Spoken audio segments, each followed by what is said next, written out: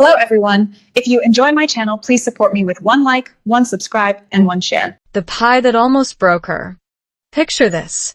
A 52-year-old Vietnamese woman, my mother, standing in a kitchen that smells like burnt sugar and failure, holding a pie dish so blackened that it looks like it just survived a house fire, and she is crying, not the quiet, dignified tears you see in movies, but the ugly, heaving, snot running down her chin kind of crying that only happens when you've spent 4 hours wrestling with butter, flour, and a language you still cannot dream in, only to pull out of the oven a crust that crumbles like your hope and a filling that bubbles over like every suppressed scream you have ever swallowed.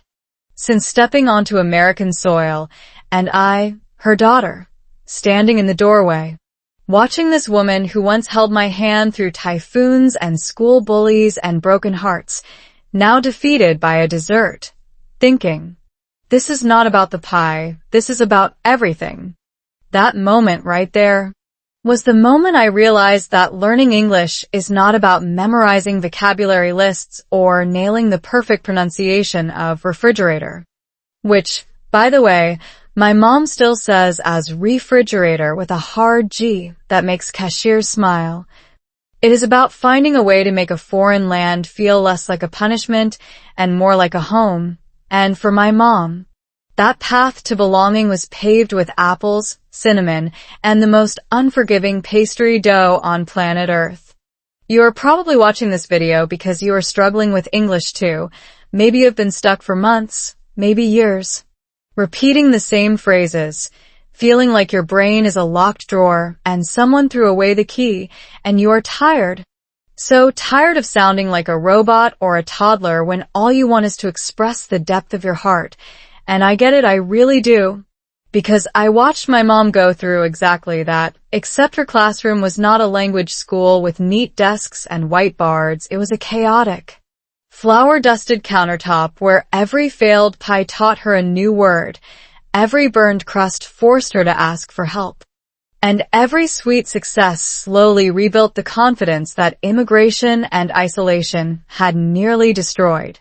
Let me take you back to that first disaster, because if you think you have ever failed at something, you have no idea what failure looks like until you see my mom's first apple pie, which she affectionately and ironically named the Chernobyl, because it was radioactive with embarrassment, and she almost threw the entire thing into the trash can, and along with it, her dream of ever feeling at home in this country. She had spent the morning meticulously measuring ingredients, using a translation app on her phone, converting cups to grams because she refused to trust American measurements, and muttering the recipe under her breath like a prayer. 2 cups of flour, 1 teaspoon of salt, 1 cup of cold butter, cut into small pieces, add ice water gradually, do not overmix. But the problem was that she did not know what cold butter meant in American terms because in Vietnam, butter comes in blocks that are either rock hard or melting, and she had never seen a stick of butter in her life, so she used margarine, which was a catastrophic choice because margarine has more water, and water makes crust tough, and tough crust breaks and broken crust leaks. And leaking filling burns, and burning filling fills your entire house with a smell that makes your neighbor call the fire department, which actually happened, and that is how my mom met Mrs. Alice, the 80-year-old widow next door who knocked on our door at 8 p.m. holding a fire extinguisher and saying, "Honey, I smell your baking." And not in a good way. And my mom, in her broken English, managed to say, "I make apple pie very bad, sorry," and Mrs. Alice laughed so hard that she almost dropped the extinguisher, and she said, "Child, that is not a pie. That is a crime scene.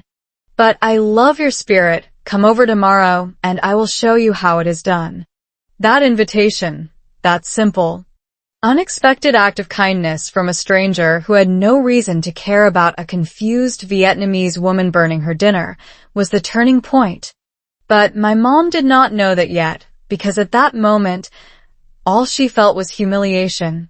The kind that makes you want to pack your bags and flee back to a place where you know the rules, where you know how to make fish sauce caramel and sticky rice cakes without thinking, where your tongue does not trip over cinnamon and crisp and caramelize, but she stayed. Because staying is the hardest thing anyone can do when every fiber of your being is screaming run. And that is the first thing I want you to understand if you are watching this. Feeling like an outsider is not a sign of weakness. It is a sign that you are brave enough to be somewhere unfamiliar. And bravery, contrary to what movies tell you, is not about charging into battle with a sword. It is about standing in a messy kitchen with a burnt pie and choosing to try again tomorrow. And that is exactly what my mom did, because the next morning she walked over to Mrs. Alice's house with a bag of apples and a translator app open on her phone, ready to learn. And that is when the real story began. Not with grammar drills or pronunciation exercises, but with butter, sugar, and the most patient teacher a woman could ask for. And I want you to stick around for the rest of this video, because what happened over the next 6 months transformed my mom from a shy, anxious immigrant who could barely order coffee into a confident woman who now teaches English words to other newcomers while rolling out pie dough. And if you think that sounds impossible, just wait until you hear how she learned the word perseverance by breaking 7 pie crusts in a row and still getting up for the 8th. Because some lessons cannot be taught through textbooks, they have to be burned into your soul, literally in her case. And by the end of this journey, you will realize that the secret to learning English is not about being perfect. It is about being willing to make a mess, ask for help, and laugh at your own failures. Because let us be honest, the universe has a twisted sense of humor, and it often gives you the lessons you need disguised as culinary disasters. So if you are ready to hear how a woman who once could not pronounce apple without 3 attempts eventually baked a pie that made grown men cry, and how that pie became the bridge between 2 cultures, 2 generations, and 2 hearts that were both aching for connection, then stay with me. Because I promise you, this is not just a story about dessert. This is a story about finding your home in the most unexpected places. And I am about to tell you everything, starting with the day my mom declared war on flour and lost, but somehow, in losing, she found herself. When I love you sounds wrong. Now, I need to tell you something that might sound strange. But if you have ever tried to express your deepest feelings in a language that is not your own, you will understand immediately. My mother had been married to my father for 30 years, and in Vietnamese, she could tell him anything. She could whisper sweet nothings in the dark. She could curse him out in colorful metaphors that would make a sailor blush. She could explain exactly why his snoring sounded like a dying lawnmower and still make him laugh. But in English, every time she opened her mouth to say something tender, something real, the words came out wrong, stiff, robotic, like she was reading a script written by someone who had never been in love, and it broke her heart in ways she could not articulate because, ironically, she lacked the vocabulary to even describe the ache. And I watched this happen countless times. My father would come home from work exhausted. My mother would want to say, "I missed you today. I thought about you while I was folding laundry," and I smiled because you always fold your socks differently than me, and I find that endearing. But instead, what came out was, "You're home, I fold socks, yes?" And my father, bless his patient heart, would nod and say, "Good, good." And they would both pretend that the gap between what she felt and what she said did not exist, but it did. It was there, lurking between every syllable, a constant reminder that she was still a stranger in the land of English, still fumbling through conversations like a tourist asking for directions. And the worst part was that she knew it. She knew that her love was vast and ocean deep, but her vocabulary was a puddle. And that mismatch made her retreat into silence because she would rather say nothing than say it wrong. And I think that is the most painful thing about learning a new language. It is not the embarrassment of mispronouncing beach and accidentally saying A very different word. It is not even the frustration of forgetting basic grammar under pressure. It is the existential horror of realizing that you cannot be yourself. That your personality is trapped behind a language barrier, like a bird in a cage, singing a song nobody can hear. And my mom lived in that cage for months, smiling politely, while her true voice suffocated. And the only time she felt free was when she was in the kitchen, because in the kitchen, she did not need perfect English to make something beautiful. She only needed her hands, her instincts, and a willingness to experiment. But then came the night of the fight, the night that changed everything. And I need you to understand how profound this moment was, because it was not about a burnt pie anymore. It was about her marriage, her identity, her entire sense of self-worth in this country.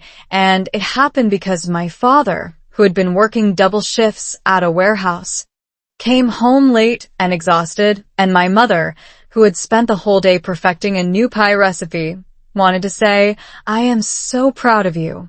You work so hard for us, and I love you more than I can ever express in any language." But instead, what came out was, "You work, I work, we eat pie. Okay?" And my father, who is not angry but simply tired and human and overwhelmed, responded with, "You always talk about pie. Is that all you care about?" And that sentence hit my mother like a physical blow, because in that moment, she realized that her entire effort to connect with him, to show love through food, through effort, through every attempt at mastering apple pie, had been misinterpreted as obsession with baking rather than devotion to family. And she ran to the bedroom, slammed the door, and cried for an hour. Not because she was angry at my father, but because she was angry at herself, at her inability to just say what she meant, to just let the words flow freely like they did in her native tongue. And that is when I walked in and found her sitting on the bed. Clutching a pilau, and she looked at me with very mad eyes and said, in Vietnamese, "Con gái à, mẹ không biết nói tiếng Anh làm sao cho đủ." Lam sa cho ba con hu duoc long mi, which translates to, "My daughter, I do not know how to speak English enough. Enough for your father to understand my heart." And I sat down next to her and I said, "Mom, it is not your fault. English is hard. Love is harder. And you are trying so hard." But even as I said it, I knew that my words were not enough, because she needed to be able to say it herself. She needed to reclaim her voice. And that is when something shifted in her eyes. A kind of stubborn resolve that I had not seen since I was a child, and she had decided to learn how to drive a motorbike in Saigon traffic. And she said, "Okay, tomorrow I go to Mrs. Alice. I ask her to teach me the words for love, the real words, the ones that make people cry, and I will practice until I get it right, even if it takes 100 pies." And I thought she was joking, but she was not, because the next day, she showed up at Mrs. Alice's door with a notebook and a pen and a determination that could move mountains, and she said, in her broken, beautiful English, "Mrs. Alice, please teach me how to say I love you in American way, not just word, but feeling." And Mrs. Alice, that wonderful, wise woman, did not laugh, did not patronize. She simply pulled out a chair, gestured for my mom to sit, and said, "Honey, the problem is not your English. The problem is that you think love has to be perfect, but love is messy, just like pie crust. And the best love is the one that is still warm even when it cracks." And then she started teaching my mom not just vocabulary, but the way Americans use words, the subtle nuances. The difference between "I love you" and "love ya" and "I appreciate you" and "you mean the world to me." And she made my mom practice saying each one with different tones, different contexts, until my mom could deliver them without sounding like she was reading from a script. And I want you to imagine the courage it takes for a 52-year-old woman to humble herself like that, to sit in a stranger's kitchen and practice emotional expression like she was a toddler learning her first words. because that is the kind of vulnerability that most people run from, but my mom ran toward it, and in doing so, she discovered something incredible, that the words did not have to be perfect to be understood, that her accent, her mistakes, her adorable mispronunciations actually made her sound more authentic, more human, more real than any native speaker could. Because when a person struggles to say, "I love you," in a language they are still learning, every syllable carries the weight of effort, of sincerity, of genuine emotion, and that is something even the most fluent speaker cannot fake. And the first time she said, "I love you," to my father without translating in her head first, without second-guessing herself, he cried, and I cried. And the pie that night tasted sweeter than any dessert we had ever made, because it was seasoned with something no recipe could capture. The triumph of a woman who refused to let language rob her of her voice. And if you are watching this and you have ever felt silenced by your own tongue, if you have ever wanted to say something profound but settled for something small, I want you to know that your imperfect English is not a weakness.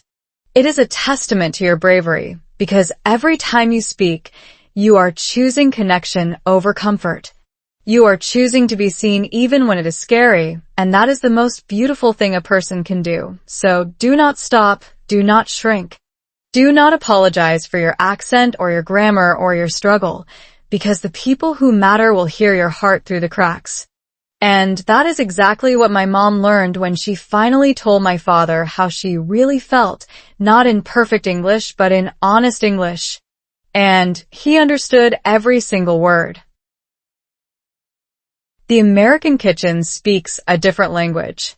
Here is the thing about apple pie that nobody tells you until you are standing in a kitchen with flour up to your elbows and a recipe that reads like a cryptic message from a secret society. The words are simple, but the meaning is not, because when an American recipe says pinch of salt, it does not actually mean pinch. It means somewhere between a gram and 2 grams depending on the phase of the moon and the mood of the baker. And when it says dash of cinnamon, you are supposed to know that a dash is not a teaspoon or a tablespoon, but a mystical measurement passed down through generations of grandmothers who just know. And when it says fold in the butter, you are expected to understand that folding is not stirring, is not mixing, is not anything you have ever done with your hands before. It is a delicate dance between patience and pressure that takes years to master. And my mother, who had been cooking Vietnamese food for 5 decades with recipes that used words like a little bit and enough and until it feels right, suddenly found herself confronted with a language that pretended to be precise, but was actually just as vague as her native tongue. Except she did not have the cultural context to decode the vagueness, so she read, add ice water gradually, and added it all at once. She read, chill the dough for an hour, and left it in the freezer for 3. She read, roll out to 1/8 inch thickness, and had no idea how to measure 1/8 of an inch because she grew up with centimeters. And every single misunderstanding led to a new disaster, a new reason to doubt herself, a new voice in her head whispering, you do not belong here. You cannot even follow a recipe. How are you going to survive in this country? And that voice was relentless. It was cruel. It fed on every failed attempt and multiplied until my mom started to believe that maybe she was simply not smart enough to learn English, not capable enough to adapt, not worthy enough to call this place home. And I watched her spiral into that dark hole of self-doubt. I watched her stop baking for 2 whole weeks because she was terrified of failure. And I saw the light in her eyes dim in a way that had nothing to do with ovens or apples and everything to do with the slow erosion of confidence that happens when a person feels stupid every single day. And I cannot tell you how many times I wanted to shake her and say, Mom, you are not stupid. You are brave. You are learning. You are trying. That is more than most people ever do. But I knew that my words could not reach her because the voice in her head was louder than mine, and it spoke in fluent English, fluent Vietnamese, fluent self-hatred, and it was winning until one afternoon, Mrs.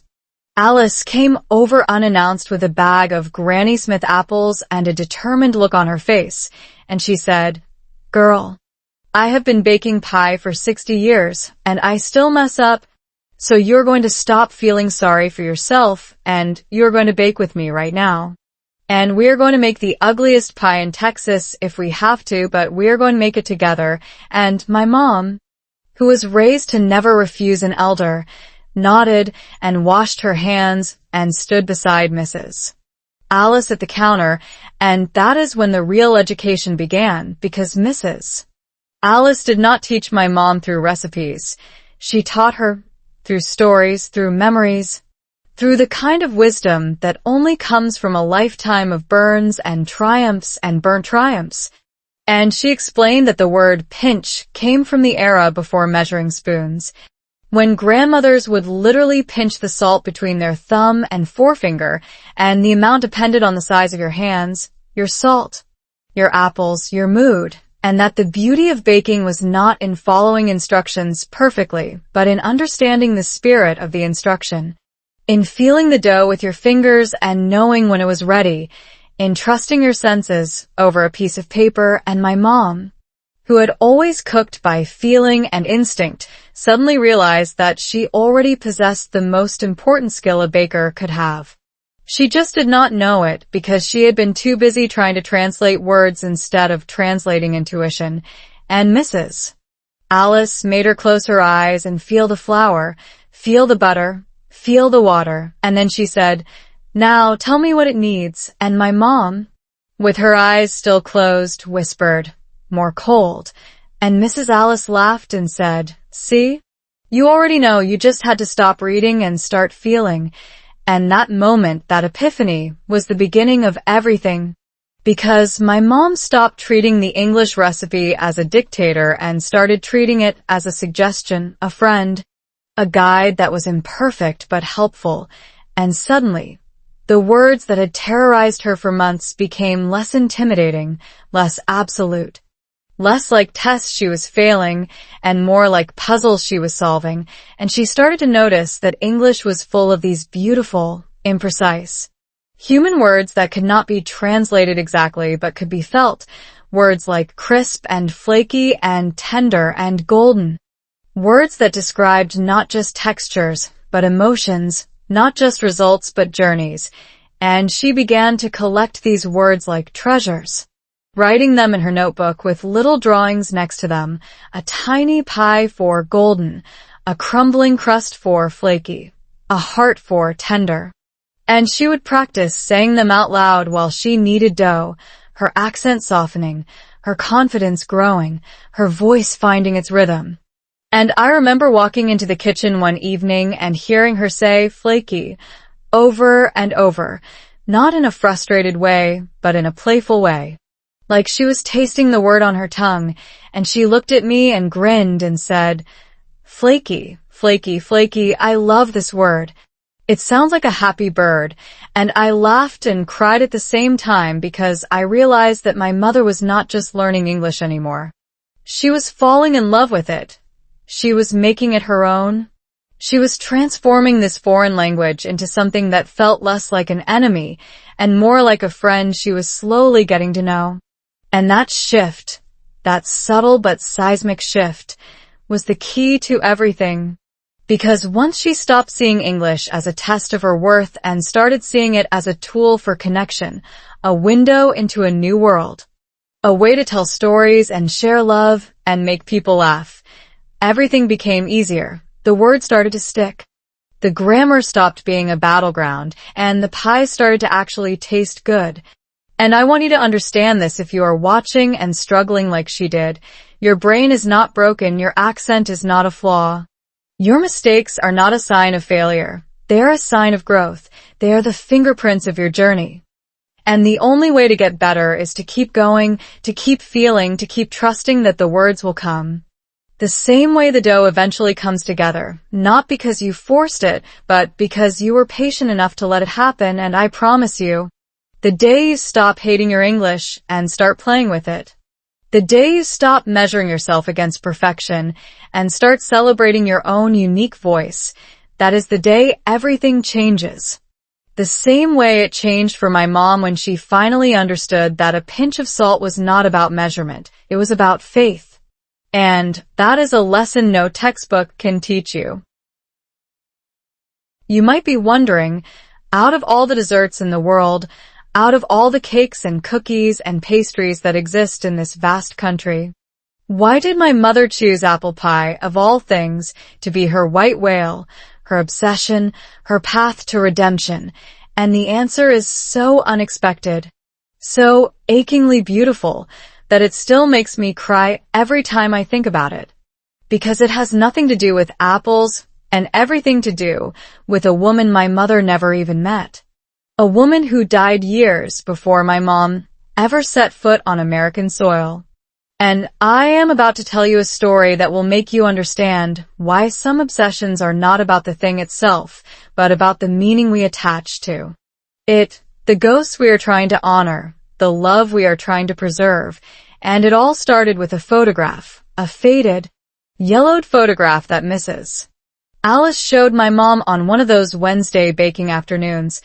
A photograph of a young couple standing in front of a small bakery in a town called Julian, California, in 1958. And the woman in the photograph was Mrs. Alice, of course, young and radiant. But it was the man next to her that caught my mother's attention, a tall, handsome man with a smile that could light up a room, and that man was Mrs. Alice's late husband, Charlie, who had passed away 10 years before my mom arrived in Texas, and Mrs. Alice had kept the photograph on her kitchen windowsill for decades, and every time she baked a pie, she would look at it and smile, and my mom, being the curious and empathetic woman she was, asked about him, asked what kind of man he was, asked why the photograph was so special, and Mrs. Alice, with tears glistening in her eyes, said, "That man taught me how to make apple pie, and he taught me how to love. And he taught me that the best things in life are simple, and he died in my arms saying, 'Alice, promise me you will never stop baking. Because when you bake, you are feeding people's souls, not just their stomachs.' And I have kept that promise for 62 years. And I have baked a pie for every single person I have ever loved, and now I am baking one for you, because I love you like a daughter.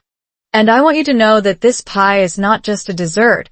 It is a legacy. It is a love letter. It is a promise that you are not alone."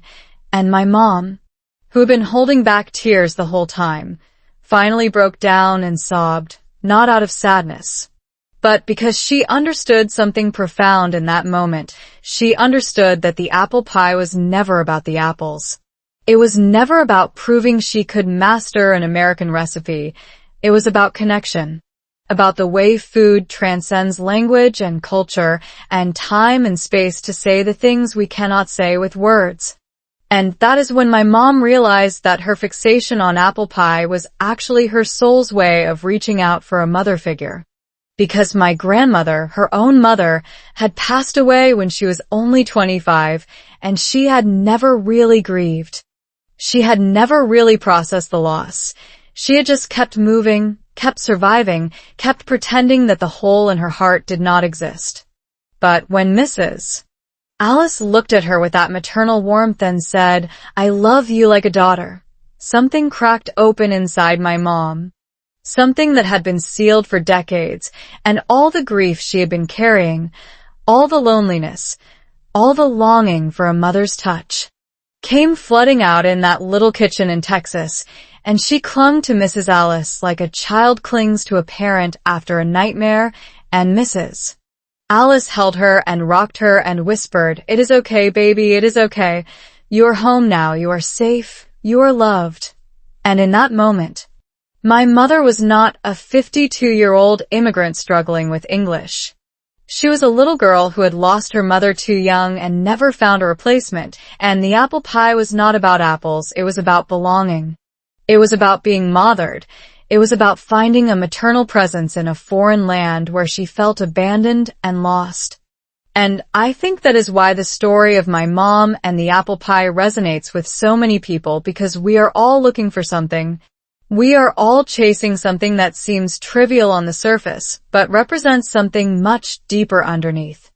Maybe you are learning English because you want to communicate with your children, or because you want to find a better job, or because you want to prove to yourself that you can do it.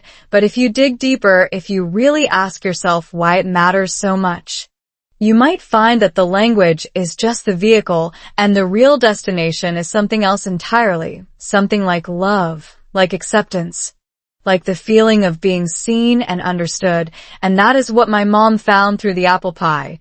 She found a mother in Mrs. Alice. She found a language in the kitchen.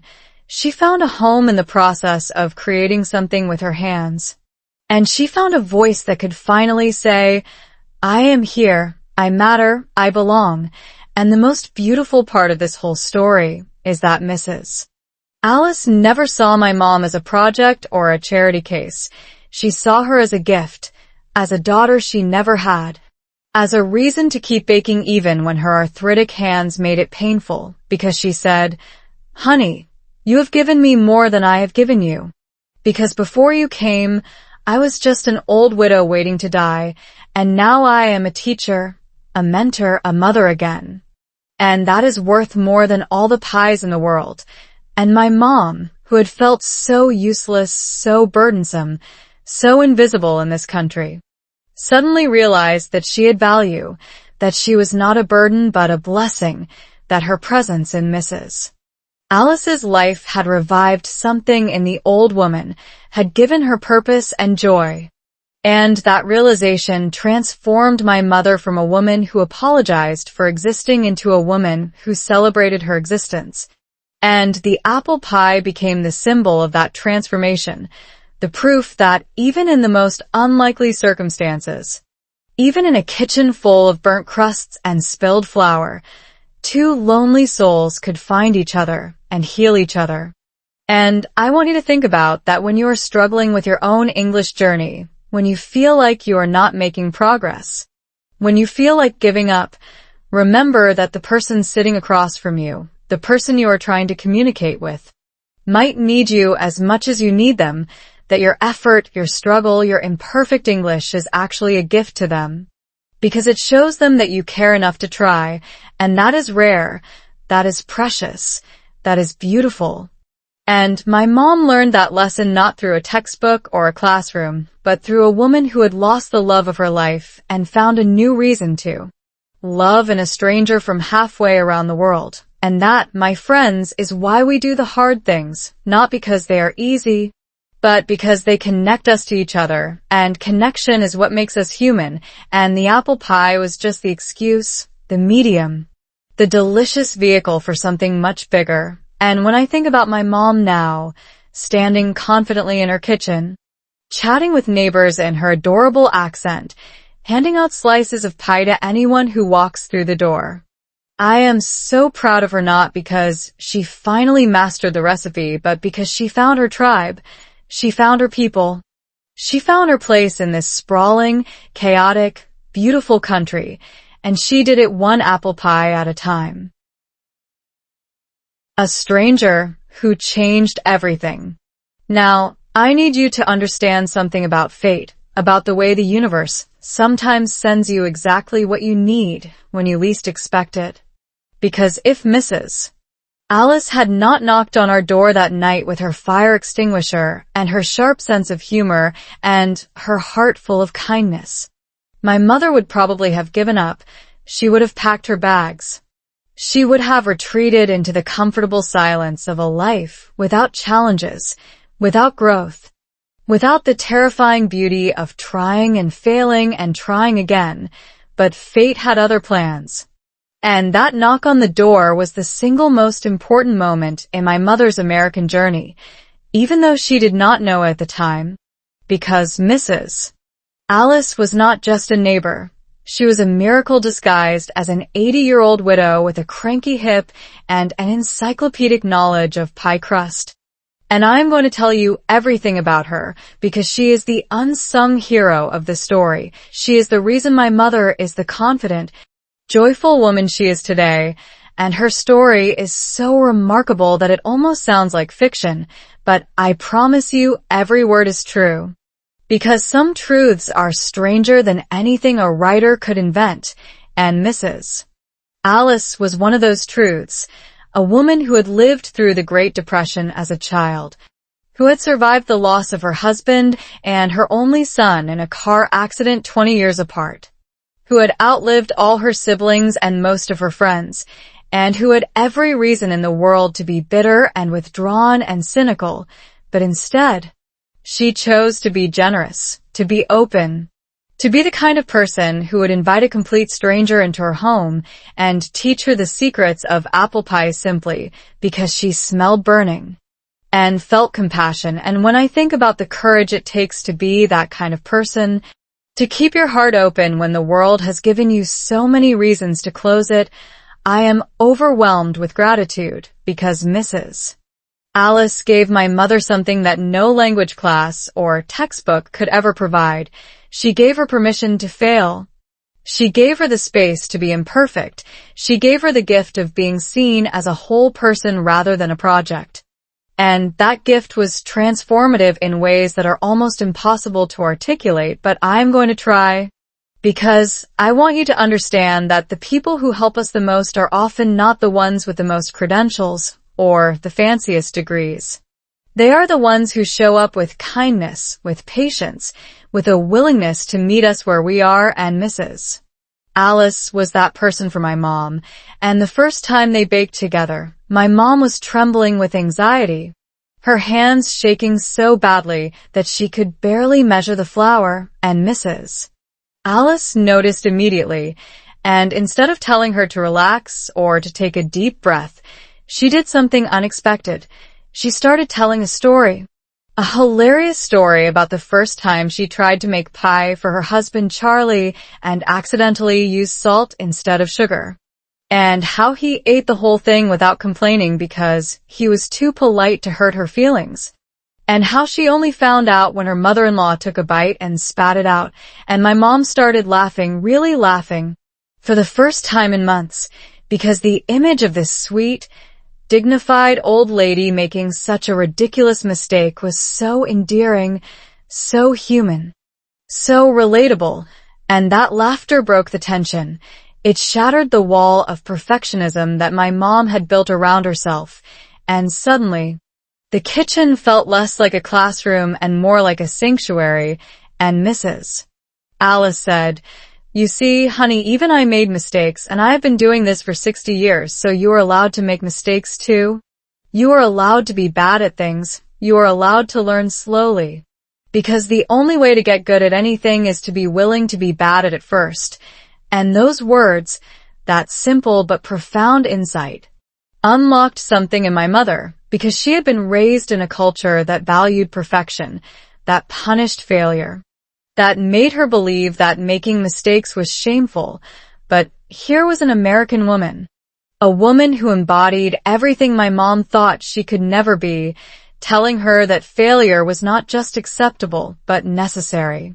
And that realization was like a key turning in a lock that had been jammed for 50 years, and from that day forward, my mom approached baking with a completely different attitude, not as a test of her worth, but as an adventure, an experiment, a chance to learn and grow and laugh at herself. And every time she made a mistake, Mrs. Alice would say, "Congratulations, you just discovered another way that does not work. Now you are one step closer to the way that does." And that reframing, that shift in perspective, was so powerful that it started to spill over into other areas of my mom's life. Into her English practice, into her interactions with strangers, into her marriage, because once she stopped being terrified of failure, she started taking risks. She started speaking English more confidently even when she knew she was making errors. She started initiating conversations with cashiers and waitresses and other parents at the park, and with every conversation, her fluency improved, her accent softened, her confidence grew, and I cannot emphasize enough how dramatic this transformation was. Because the woman who had once hidden behind me at the grocery store, who had made me order for her at restaurants, who had avoided eye contact with anyone who looked even slightly intimidating, suddenly became the woman who would walk up to a stranger and say, in her adorable broken English, "Hello, I am new here. I make pie. You want to try?" And I remember the first time she did that, I almost fell over because she walked up to a neighbor at a block party, handed him a slice of her now perfected apple pie, and said, "This is my first good pie. I make for you because you are nice." And the neighbor, a gruff-looking retired mechanic named Frank, took a bite, closed his eyes, and said, "Ma'am, this is the best pie I have had since my grandmother died." And my mom started crying, and Frank started crying, and half the block started crying. Because there is something about food made with love that bypasses all the defenses and goes straight to the heart. And that is when I realized that my mom had finally arrived, not just in America, but in herself, because she had found the courage to be vulnerable, to share her gifts, to connect with people in a language that was deeper than words. And Mrs.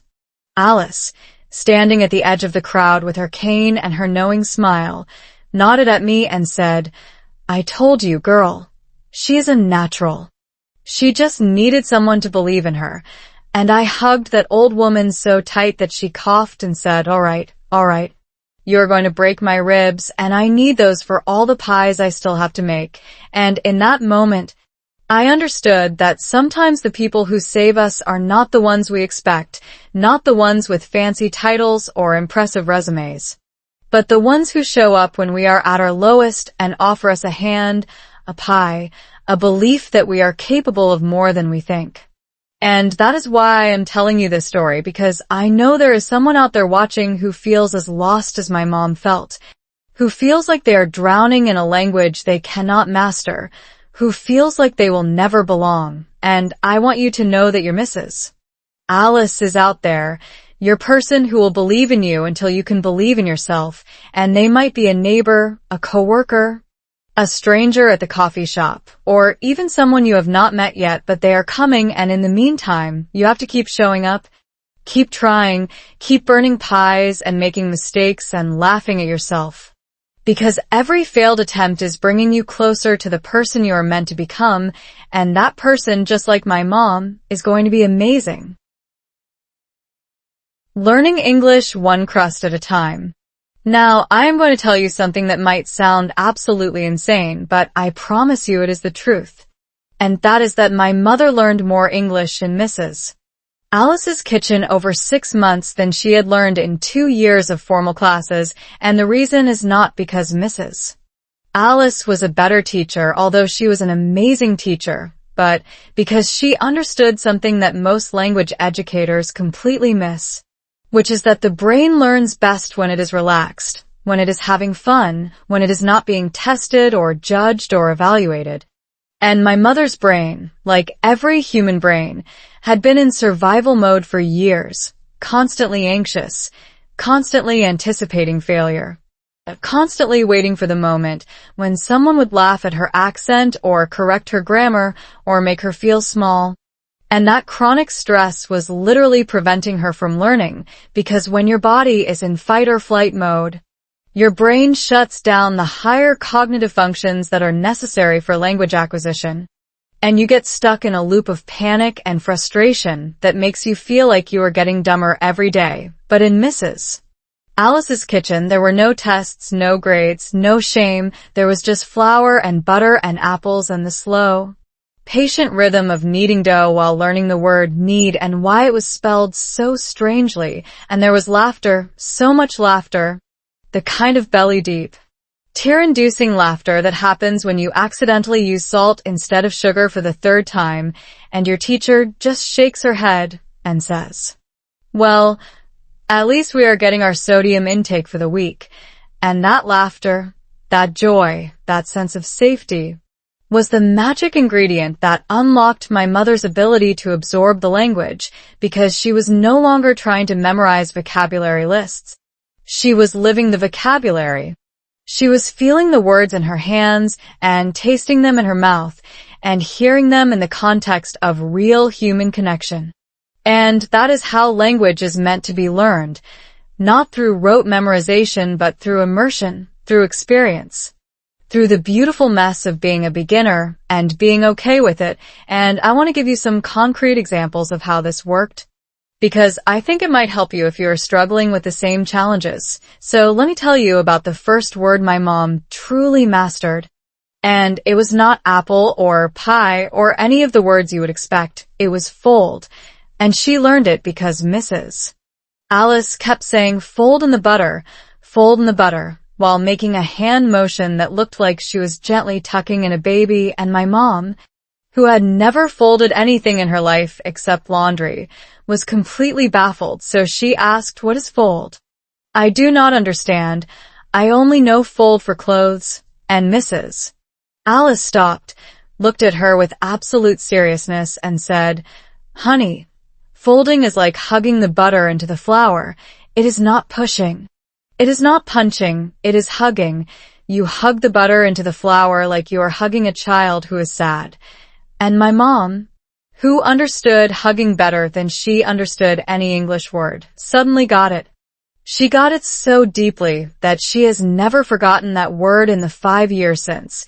And every time she folds butter into flour now, she smiles and says, I am hugging the butter. And that is how learning should be. It should be connected to emotions, to memories, to physical sensations, because that is how the brain creates strong neural pathways, by linking new information to existing experiences. And Mrs. Alice knew this instinctively, even if she could not have explained it in psychological terms. And she continued to teach my mom this way week after week, turning every English lesson into a baking lesson, and every baking lesson into a life lesson. And my mom soaked it up like a sponge, not because she was suddenly gifted at languages, but because she was finally learning in a way that made sense to her brain. And I want you to think about your own learning style, about the moments when you picked up new words without even trying, the moments when you were watching a movie or listening to a song or talking to someone you cared about, and the words just flowed, because they were connected to something meaningful. And that is the secret. That is the hack that nobody tells you about. You have to make the language matter to you. You have to attach it to your passions, your hobbies, your relationships, your dreams. Because if you are only learning English to pass a test or get a job, your brain will treat it like a chore and fight you every step of the way. But if you are learning English to connect with your grandchildren, or to share your recipes with the world, or to tell your spouse you love them, your brain will welcome it like a gift. And that is exactly what happened to my mom. Because every word she learned in that kitchen was connected to a moment, to a feeling, to a person she loved. She learned cinnamon because she loved the smell. She learned crust because she loved the crunch. She learned golden because she loved the way the light hit the baked pie and made it glow. And she learned patience because she had to repeat the process over and over until she got it right. And every single word became a thread in the tapestry of her new life. A life that was no longer defined by what she could not do, but by what she was courageously learning to do. And I remember the day she realized she had learned more than she thought, because we were at a grocery store, and a young woman was struggling to find a specific type of apple, and my mom walked up to her and said, in her still accented but perfectly understandable English, "Excuse me, if you are looking for baking apples, Granny Smith are best. They hold their shape and they have good tartness, but if you want eating apples, Honeycrisp are sweeter." And the young woman looked at her with gratitude and said, "Oh my God, thank you so much, you saved me." And my mom smiled and walked away. And I grabbed her arm and said, "Mom, do you realize what just happened? You just gave someone advice in English without any help. You just did that." And my mom looked at me with this expression of dawning realization, like she had just discovered a superpower she did not know she had. And she said, I really did. I helped someone." And we both started crying in the middle of the produce section, and the security guard came over to ask if we were okay. And my mom wiped her tears and said, "We are fine, we are just very happy." And that moment, that small but enormous moment, was proof that everything she had been doing was working, that the slow, patient, joyful method of learning through pie was actually transforming her brain, her confidence, her entire life. And I want to tell you this because I know there are people watching who are frustrated, who feel like they have been studying for years and are still not fluent, who feel like giving up. And I want you to know that you are probably learning more than you think. You are probably absorbing more than you realize. And the problem might not be your effort or your intelligence. It might be your method. It might be that you are trying to learn in a way that does not fit your brain, and you need to find your own misses. Alice, you need to find your own kitchen, your own passion, your own way of making the language meaningful, because when you do, everything will change, just like it did for my mom, and I promise you, the day you realize you just helped someone in English without even thinking about it, that is the day you will know you have arrived. And that day is coming. You just have to keep folding, keep hugging the butter, keep showing up, and trust that the process is working even when you cannot see it. When love is a broken pie crust. You know what the most dangerous moment in any journey is, and I mean truly dangerous. The kind of dangerous that makes people give up on their dreams forever. It is not the beginning when everything is new and exciting and you have not failed yet. It is not the middle when you have made some progress and you can see the light at the end of the tunnel. It is the moment right before a breakthrough. The moment when you have failed so many times that you are convinced you will never succeed. The moment when your brain starts whispering, "What is the point? You are not getting better. You are wasting your time. You should just quit while you still have some dignity left." And my mother hit that moment. She hit it so hard that it knocked the wind out of her. And it happened on a Thursday afternoon in April, exactly 7 weeks into her baking journey, when she pulled her 7th pie out of the oven and watched the crust crumble into a million pieces as she tried to transfer it to a cooling rack. And something inside her just snapped, not dramatically, not with screaming or crying or throwing things, but with a quiet, devastating resignation that was somehow worse than any outburst, because she just stood there, staring at the mess on the counter. And said in Vietnamese, "Con gái à, mình bỏ cuộc thôi, mình không làm được đâu, mình không thuộc về nơi này, with translator mi da guter." Let's just give up. I cannot do it. I do not belong here. And she took off her apron, folded it neatly, placed it on the counter, and walked out of the kitchen, and I felt my heart shatter into as many pieces as that pie crust because I knew this was not about baking. This was about everything. This was about every rejection she had ever faced, every time she had felt invisible, every moment she had questioned her worth, and it had all come crashing down on her in the form of a broken pie crust, and I did not know what to do. I did not know how to fix this because she was not wrong. She had failed 7 times, 7 consecutive failures with the same recipe, the same ingredients, the same teacher, and if she could not even make a pie, how was she supposed to navigate the complexities of American life? How was she supposed to find her place in this country? How was she supposed to build a future when she could not even build a crust?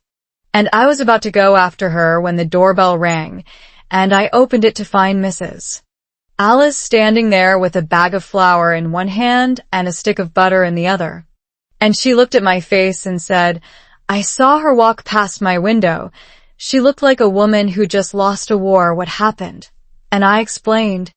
And Mrs. Alice did not say, oh, poor thing, or let me talk to her, or any of the comforting things you would expect.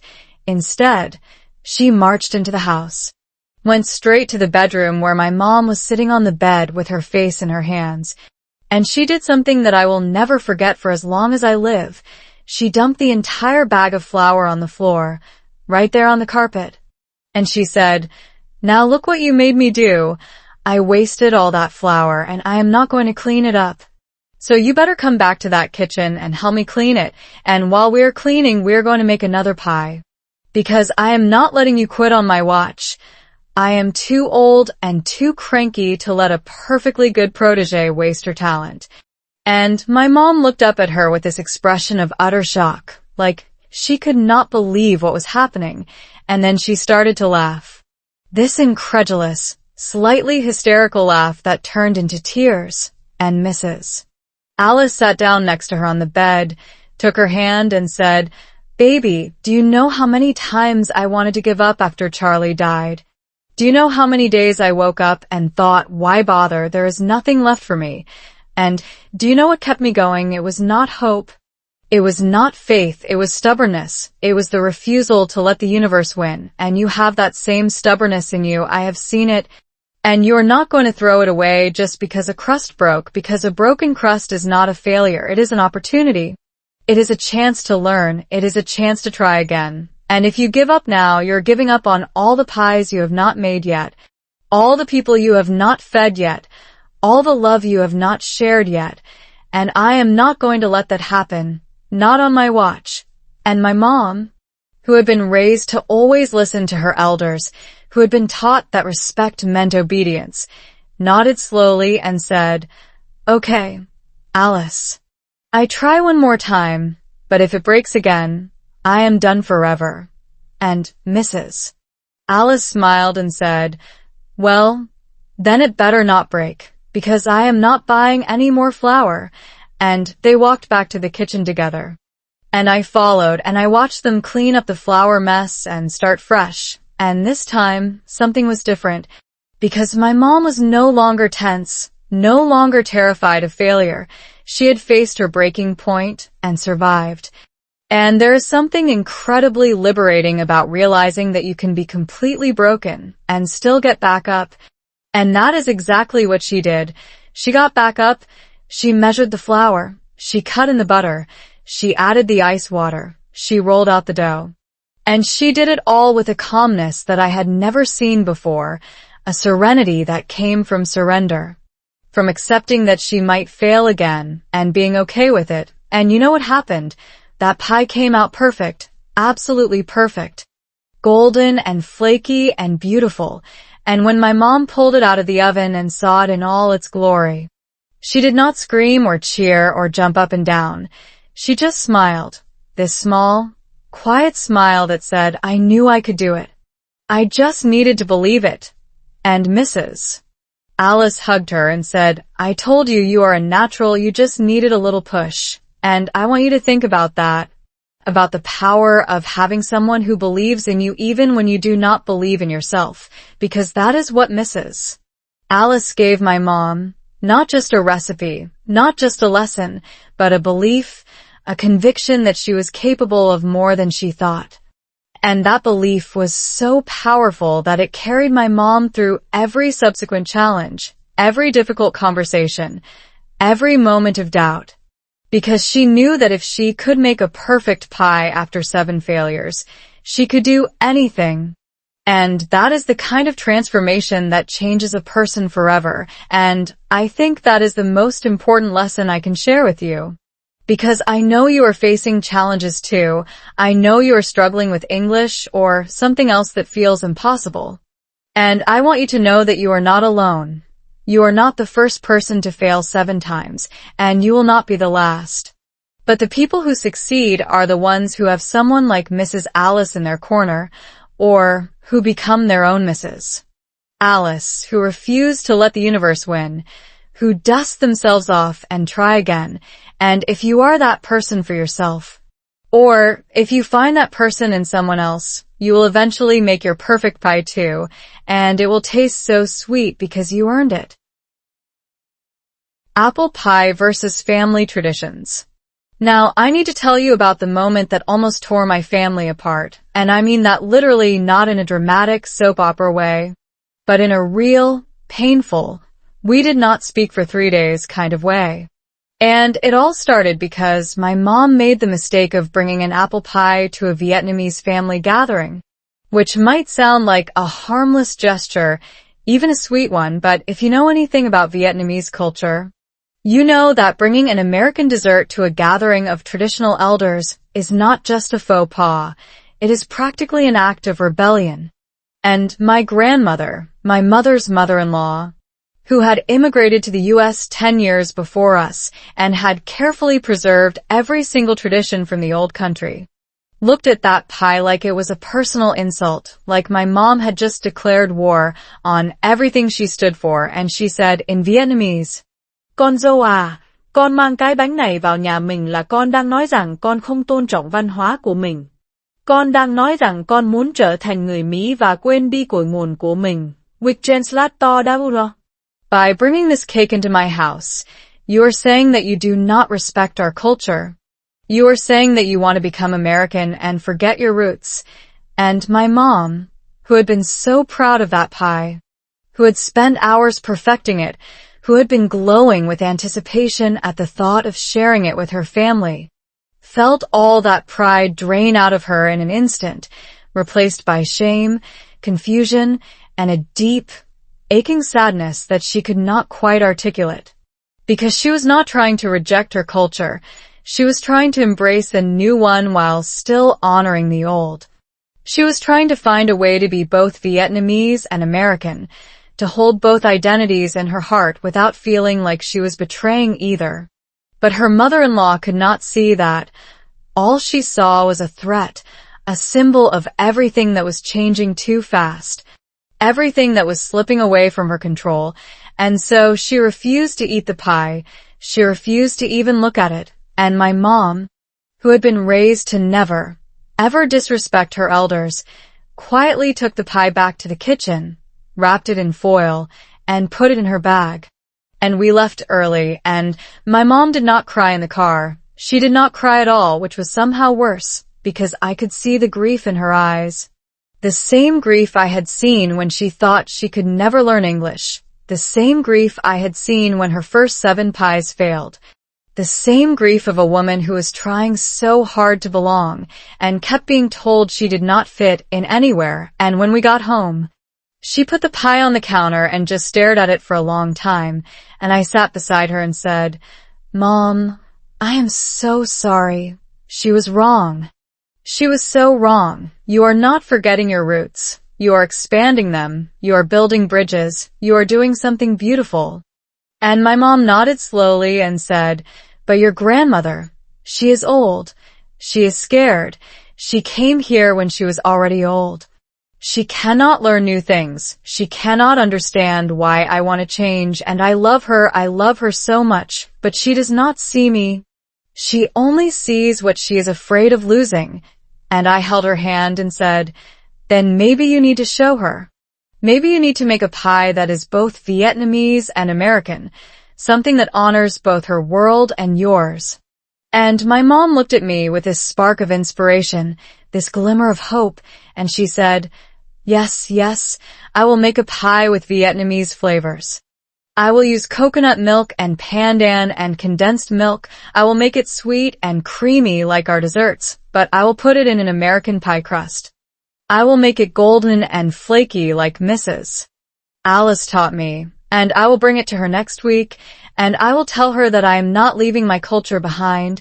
I am bringing it with me. I am making it new. And so she did.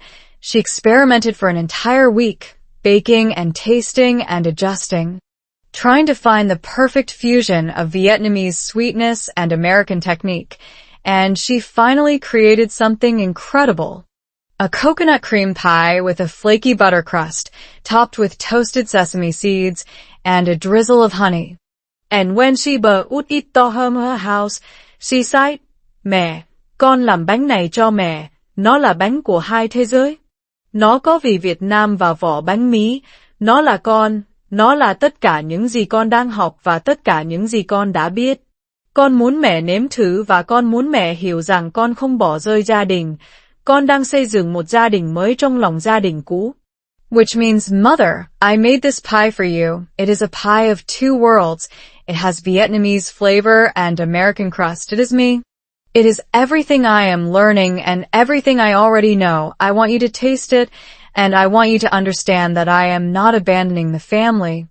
I am building a new family within the old one. And my grandmother, who had been prepared to reject anything my mom brought, paused. because she had never heard my mom speak with such conviction, such passion, such love, and she took a small bite of the pie, and her face changed, softened, and she took another bite, and then she said, "Con nua con?" Cho mẹ thêm một miếng nữa, which means is here more? Give me another piece. And my mom started crying, and my grandmother started crying, and we all started crying because in that moment, the pie was not just a dessert. It was a peace offering. It was a declaration of love. It was proof that you can honor your past while embracing your future, that you can be two things at once, that identity is not a zero-sum game. And I think that is the most important lesson my mom ever taught me, and I want you to hear it too. Because if you are struggling with your own identity, if you feel like you are being pulled in two directions, if you feel like you have to choose between who you were and who you are becoming, please know that you do not have to choose. You can be both.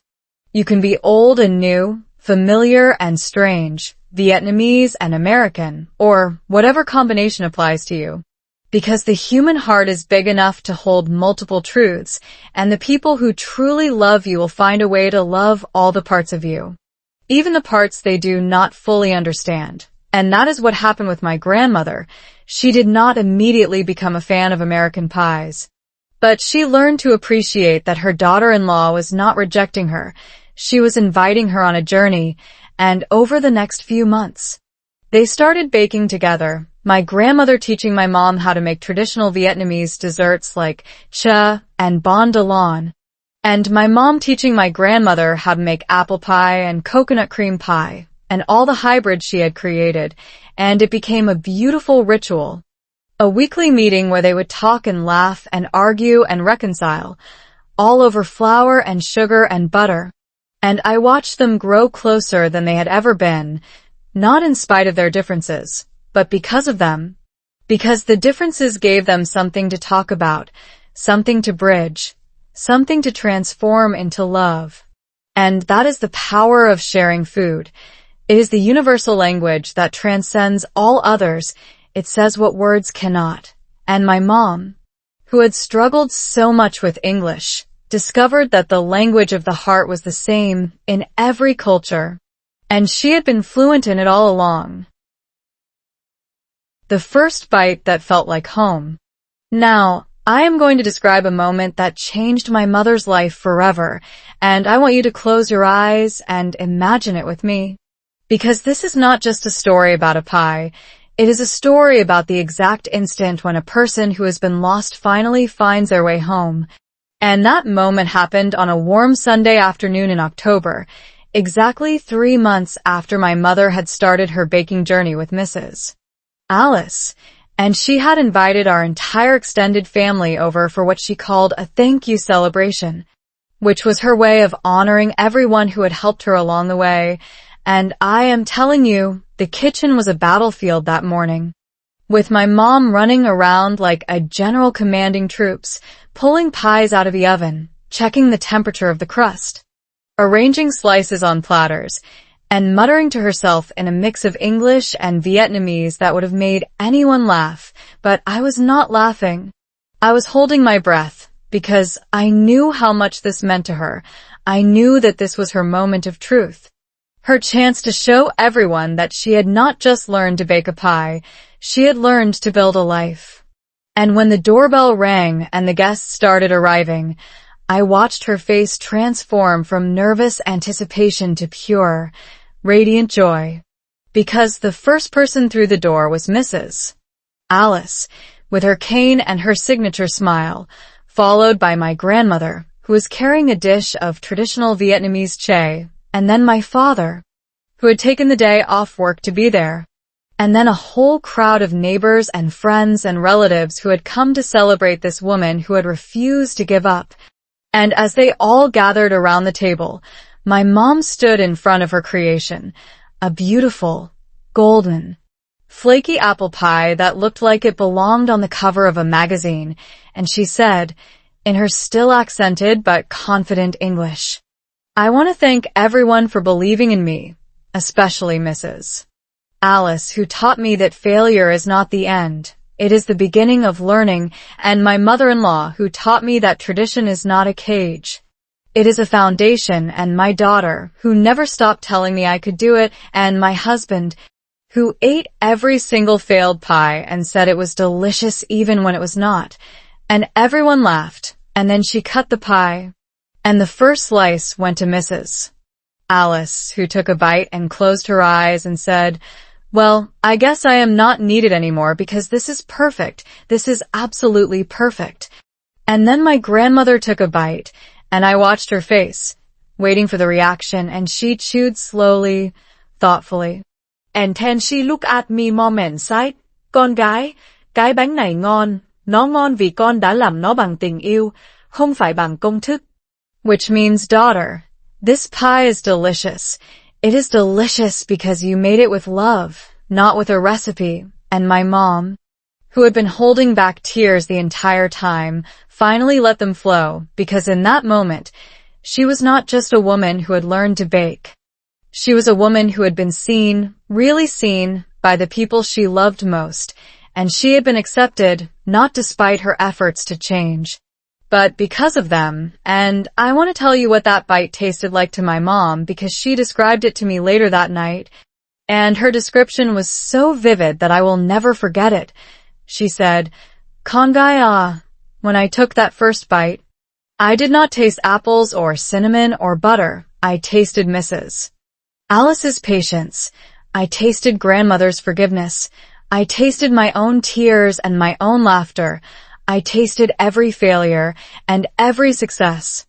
I tasted all the times I wanted to give up and all the times I chose to keep going. I tasted America and I tasted Vietnam and I tasted myself. All of myself in one single bite. And that is why I cried, because I finally understood that home is not a place. It is a feeling. And that feeling was right there in that slice of pie, in that room full of people who loved me, in my own heart, which had finally stopped fighting and started welcoming. And when she said that, I realized that my mother had not just learned to make a pie. She had learned to make a home, and that home was not defined by the walls around her or the country she lived in. It was defined by the connections she had built, the relationships she had nurtured, the love she had given and received. And that is a lesson that I think applies to all of us, because we are all searching for home.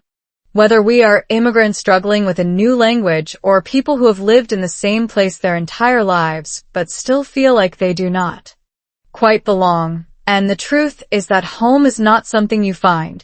It is something you create, one moment at a time, one connection at a time, one act of courage at a time. And my mother created her home through flour and butter and apples, through broken crusts and burned edges, and eventually, through perfection, through the beautiful, messy, imperfect process of becoming. And I want you to think about that when you are struggling with your own journey, whether it is learning English or anything else. Because the destination is not the point. The destination is just the excuse. The real point is the transformation that happens along the way. The person you become, the relationships you build, the home you create in your own heart. And my mother, who had started this journey as a scared, uncertain immigrant who could barely order coffee, had transformed into a confident, joyful woman who could bake a pie that made grown men cry, who could speak English with an accent that was adorable and charming and completely her own, who could bring together two cultures and two generations and two families in a single kitchen. And that transformation was worth every single failure, every single tear, every single moment of doubt, because it had led her to this, to a table full of people who loved her, to a bite of pie that tasted like home, to a life that was finally fully her own. And I am telling you this because I want you to know that your journey is worth it too. Your struggles are not meaningless. Your failures are not wasted. They are all part of the process. They are all leading you somewhere. And if you keep going, if you keep showing up, if you keep believing in yourself even when it feels impossible, you will eventually taste your own moment of victory, and it will be so sweet. And when that moment comes, You will understand exactly what my mom meant when she said that the first bite that felt like home was not about the taste. It was about the feeling of finally arriving, and that feeling is worth everything. From burnt pies to family celebrations. Now, I need to tell you about the first Thanksgiving that my mother was in charge of the dessert table, because that was the moment when everything came full circle. When the woman who had once burned a pie so badly that the fire department showed up was now the person everyone trusted to bring the most important dish to the most important American holiday, and I want you to imagine the pressure she felt because Thanksgiving is not just a meal, it is a ritual. It is a test of your Americanness. It is the one day of the year when everyone expects pumpkin pie and apple pie and pecan pie and all the pies that define this country's culinary soul. And my mother, who had been in America for less than 2 years, was now responsible for feeding 30 people, including my father's boss, who was coming with his wife and his 3 kids, and I could see the panic in her eyes as she planned her attack. Because she was not just baking one pie, she was baking five different pies, each one requiring its own crust, its own filling, its own timing. And she had to coordinate it all while also managing the turkey and the mashed potatoes and the green bean casserole, which she had never made before, but had promised to bring because she wanted to prove that she could handle anything. And I remember the week before Thanksgiving. Her kitchen looked like a war zone, with flour everywhere, butter melting on the counter, and a stack of recipe cards that she had written out in her own handwriting, translating all the American measurements into Vietnamese logic. And she had even made a spreadsheet, a literal spreadsheet, to track the baking times for each pie, and I asked her, "Mom, are you sure you want to do all of this? It is a lot. You can just buy pies from the store. Nobody would judge you." And she looked at me with that determined expression that I had come to recognize and love, and she said, "No, I want to make my own pies. I want to show everyone that I can do it. I want to show them that I am American now. But I also want to show them that my Vietnamese soul makes everything better." And I did not argue because I knew that this was not just about pie. This was about identity. This was about proving to herself and to everyone else that she had arrived, that she belonged, that she was not just a visitor in this country, but a contributor, a builder, a creator of the American dream. And so she baked and baked and baked. And the kitchen smelled like cinnamon and nutmeg and cloves and butter. And I cannot tell you how many times I walked past and saw her peering into the oven with the intensity of a scientist watching a crucial experiment. And I cannot tell you how many times I heard her muttering golden brown, please be golden brown, like a mantra. And on Thanksgiving Day, when we arrived at my aunt's house with 5 perfectly baked pies in 5 different carriers, I felt a surge of pride that I cannot describe, because those pies were not just desserts, they were monuments to my mother's perseverance. They were evidence that she had overcome every obstacle, every doubt, every moment of despair, and when she placed them on the dessert table, next to my aunt's traditional Vietnamese desserts and my cousin's store-bought cookies, they stood out like glowing beacons, golden and flaky and absolutely perfect, and everyone gathered around them, and my father's boss, who was a gruff man who rarely complimented anything, took a bite of the apple pie and said, "This is the best pie I've ever eaten." And I have eaten a lot of pie in my 65 years, and my mother, who had been standing quietly in the corner, trying not to be noticed, suddenly became the center of attention, and people started asking her for the recipe, for her secret, for her technique, and she smiled this huge, radiant smile and said, in her still accented but increasingly confident English, "The secret is not in the recipe. It is in the love. You have to put love into the crust, love into the filling, love into every step, and if you do that, it will always taste good." And everyone applauded, and I cried, because I knew that my mother had not just made pies, she had made a place for herself in this country.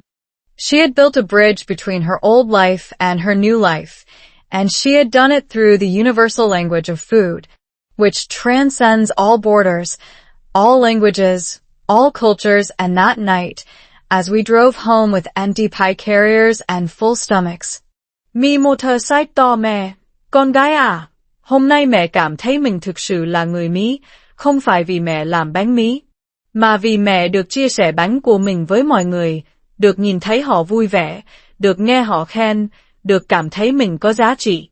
Và điều đó không phụ thuộc vào ngôn ngữ, nó phụ thuộc vào trái tim. Which translate to mi da guter, today I felt truly American. not because I made American pies, but because I got to share my pies with everyone, to see them happy, to hear them praise me, to feel valuable. And that does not depend on language. It depends on the heart. And I hugged her and said, Mom, you have always been American. You just did not know it yet, because America is not about where you were born or what language you speak. It is about showing up, trying hard, and sharing what you have with others. And you have been doing that since the day you arrived. And she cried and I cried. And the leftover pie that we ate the next morning tasted even sweeter than it had on Thanksgiving, because it was seasoned with pride, with accomplishment, with the undeniable truth that my mother had not just learned to bake apple pie, she had learned to be herself in a new country. And that is a lesson I carry with me every single day, because no matter what challenges I face, I think about my mom standing in that kitchen, covered in flour and determination, refusing to give up, refusing to let fear win, refusing to let anyone tell her that she did not belong. And I know that if she could do that, if she could transform her life through a pie crust and a dream, then I can do anything too. And so can you? Because the story of my mom and her apple pie is not just her story. It is the story of every person who has ever felt like an outsider and decided to stay anyway, who has ever been told they do not belong and decided to prove they do, who has ever been afraid to fail and decided to try one more time. And that is why I am sharing it with you, because I want you to know that your struggles, your failures, your moments of doubt, they are all leading you somewhere beautiful. And one day, you will have your own Thanksgiving moment, your own moment of triumph. And it will taste as sweet as my mother's perfect pie. What apple pie taught me about my mom. Now, I need to tell you something that might surprise you, because this whole story, which I've been telling you from the perspective of a devoted daughter watching her mother transform, actually has a twist that I have been hiding from you until now. And the twist is this: I was not just an observer in this journey. I was a student too, because while my mother was learning to bake pies and speak English, I was learning something much deeper about her, about myself, about the nature of love and sacrifice, and the invisible threads that connect mothers and daughters across generations and oceans. And I want to tell you about the moment I realized that my mother's apple pie journey was not just about her finding her place in America. It was about her showing me, in the most profound way possible, what it means to be a mother, because you see, I had spent my entire life thinking I knew my mom. I thought I understood her sacrifices, her struggles, her silent strength.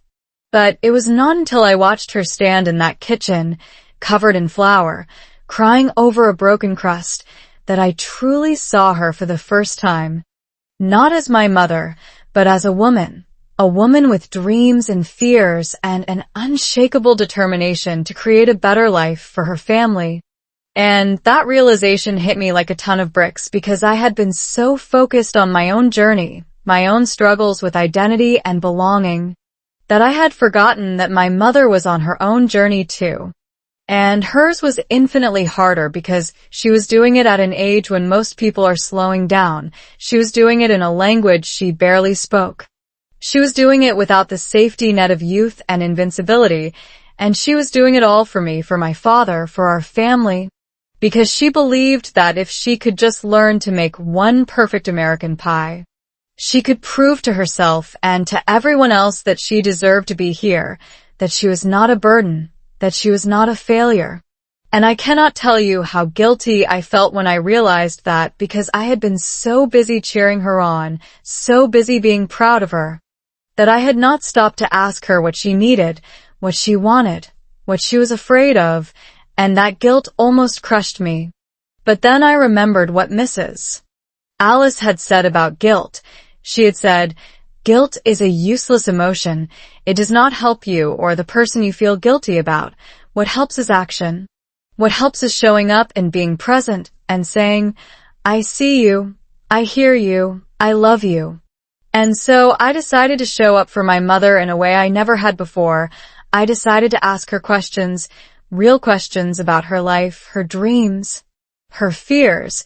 And what I discovered was even more incredible than I could have imagined, because my mother, who I had always seen as a quiet, traditional, unassuming woman, was actually a fierce, passionate, visionary person who had been hiding her true self behind a mask of humility and duty.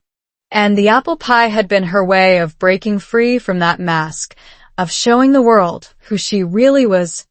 And she told me things that night that I will never forget.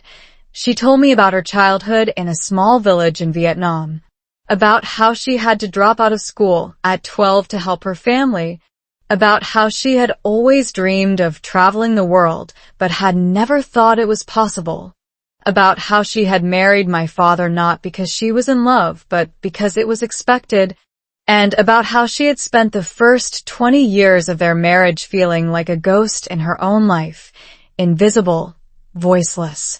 And then she told me about the day she decided to come to America, the day she looked at me, her daughter, and realized that if she did not take a risk, if she did not step into the unknown, she would be condemning me to the same invisible life. And she said, "Con gái à, mẹ không muốn con sống cuộc đời của mẹ.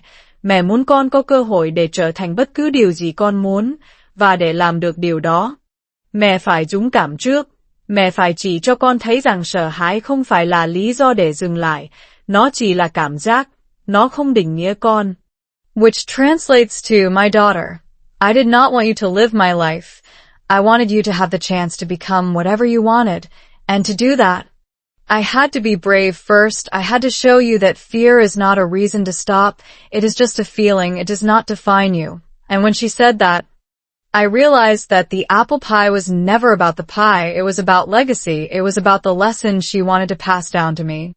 The lesson that courage is not the absence of fear. It is the decision to act in spite of fear. The lesson that failure is not the opposite of success. It is a necessary step on the path to success. The lesson that home is not a place you find. It is a place you build with love and patience and a willingness to get your hands dirty. And I want you to think about that.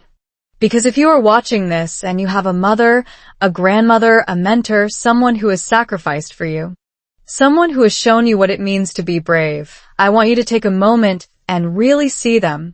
Not as the person who makes your dinner or drives you to school or calls you on your birthday, but as a human being with their own story, their own struggles, their own dreams, because we so often forget that the people who take care of us are fighting their own battles. And they're doing it quietly, without fanfare, without recognition, because they love us. And that love is the most powerful force in the universe. And my mother, through her apple pie journey, taught me that love is not a feeling. It is an action. It is showing up every day. It is trying again even when you fail. It is sharing your heart with strangers and turning them into family. And I am not the same person I was before I watched my mother learn to bake, because I now understand that every person has a story. Every person is fighting a battle, and every person deserves to be seen, and I want to be the kind of person who sees others the way Mrs. Alice saw my mom, the way my grandmother eventually saw her, the way my mom saw me, with compassion, with patience, with an open heart. And I think that is the ultimate lesson of this whole journey, that we are all connected, that our struggles are not unique, that our victories are shared, and that the apple pie, in the end, was just the vehicle for something much bigger, something that transcends culture and language and time, something that we all hunger for, and that is the feeling of being truly seen, truly loved, truly home. The sweetest lesson of all. And now, here we are at the end of this story, but really it is not an end at all. Because the story of my mother and her apple pie continues every single day, in every pie she bakes, in every smile she shares, in every person she welcomes into her home with a warm slice and an even warmer heart. And I want to leave you with something that my mother said to me on the night of that first perfect Thanksgiving.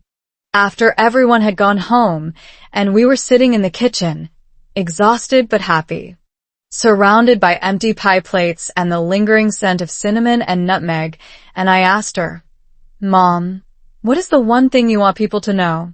The one message you want to share with the world after everything you have been through?"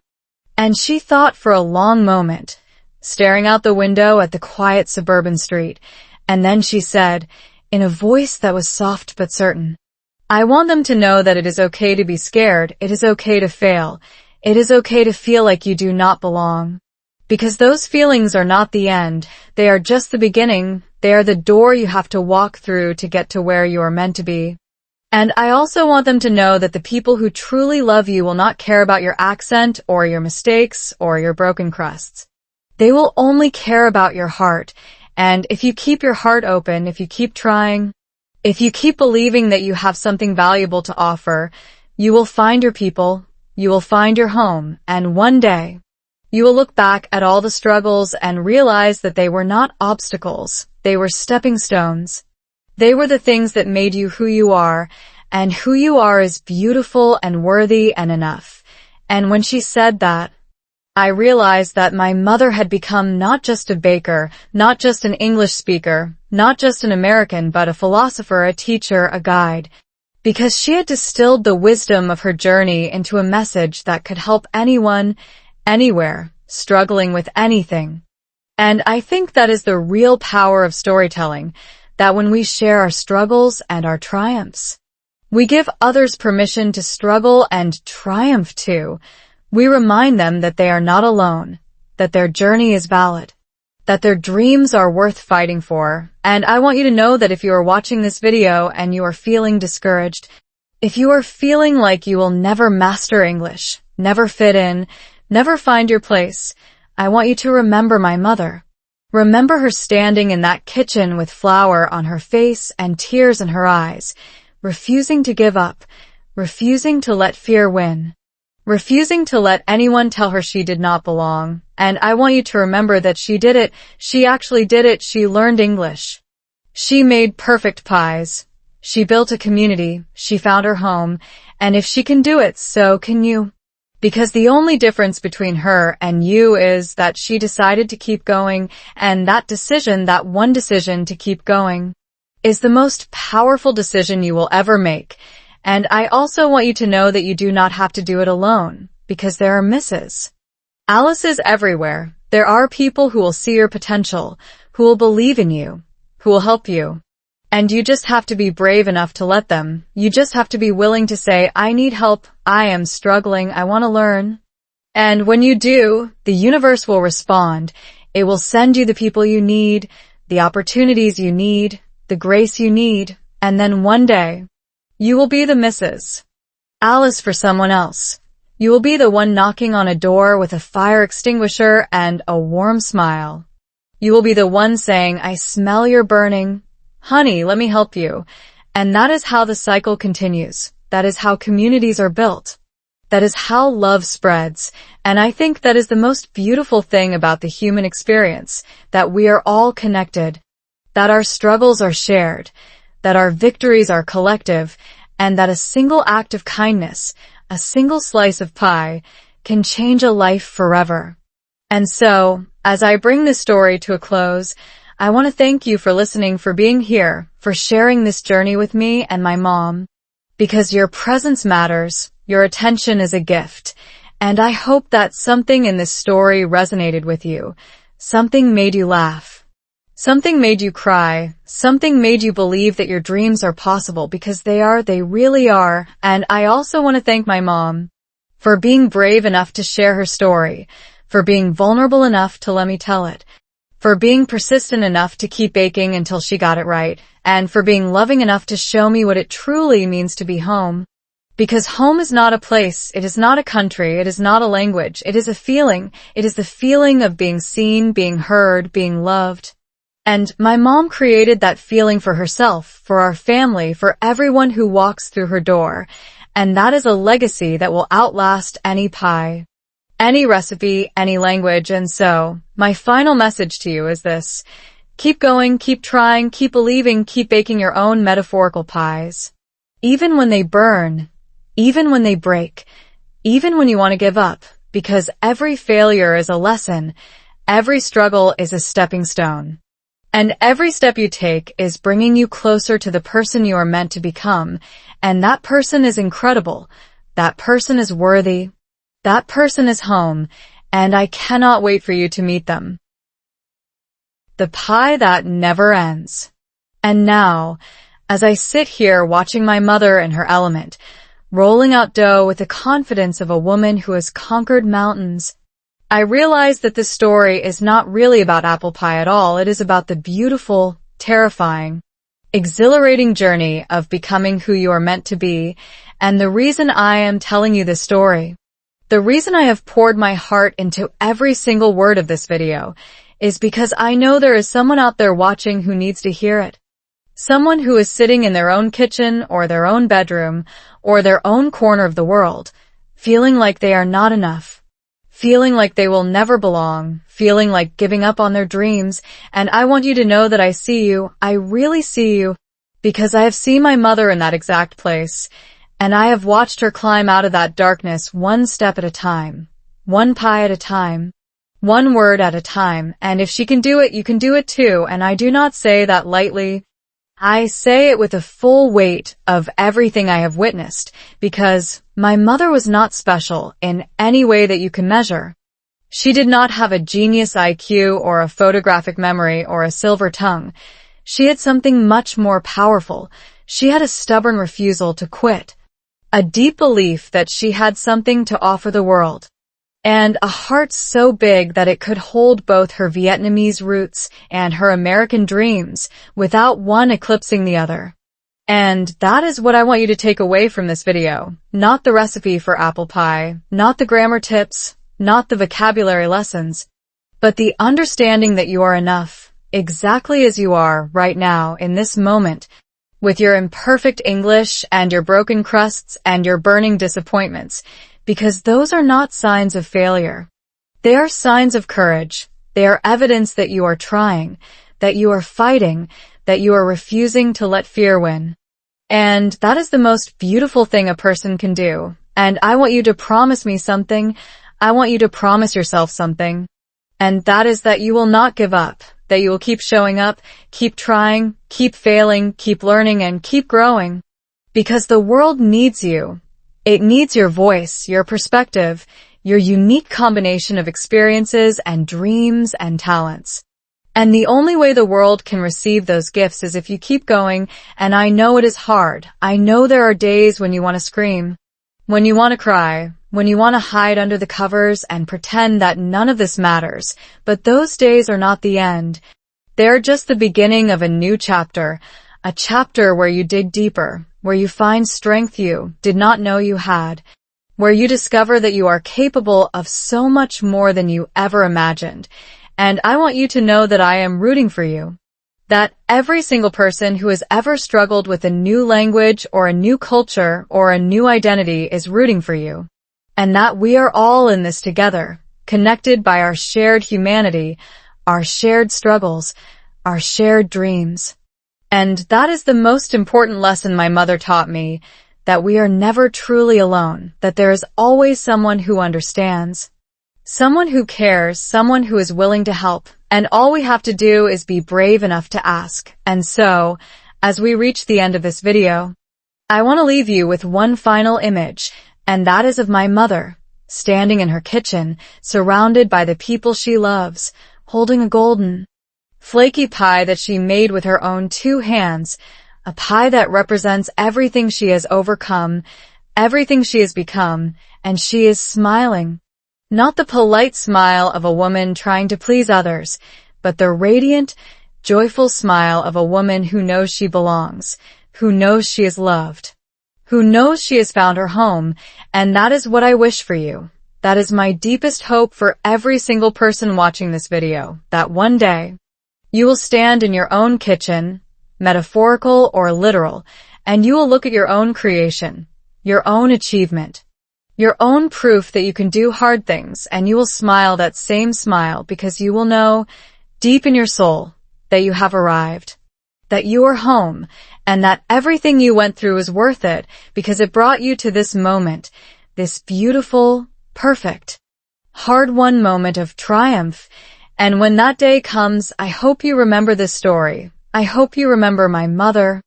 And I hope you remember that you are not alone, that there are people who believe in you, and that you have everything you need to succeed, right there inside you, waiting to be unleashed. And now, I want to ask you something.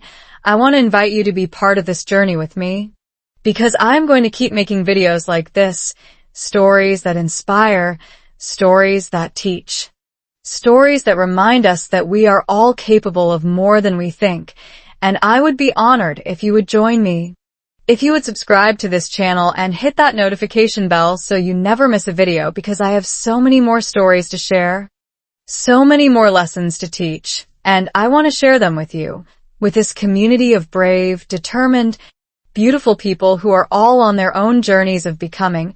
And I also want to hear from you. I want to know your story, your struggles, your triumphs, because your story matters. And I believe that by sharing our stories, we can inspire each other. We can lift each other up.